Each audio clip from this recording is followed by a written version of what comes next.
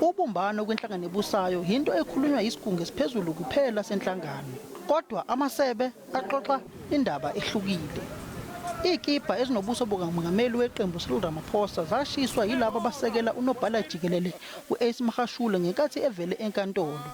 uRamaphosa uthi ukushisa kwezikipa ze-ANC into engavumelekile eqenjini engeke futhi yamukelwe. Kodwa futhi uthi isigungu esiphezulu se-ANC soxoxa indaba ezishubile ebezingadala uqhekeke eqenjini. We've had to discuss some difficult issues that had the potential to deepen division and exacerbate tensions in our movement.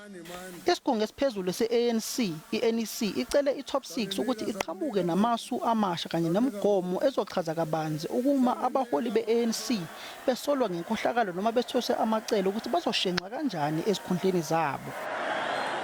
The officials will finalize the guidelines that will be applied in instances where members of the organization are formally charged with, convicted of, or reported to be involved in corruption or other serious crimes. uMagashule uzovela ekomidini elibhekele ubuqotho bamalungu eqembu ngomhla ka-12 kaDisemba.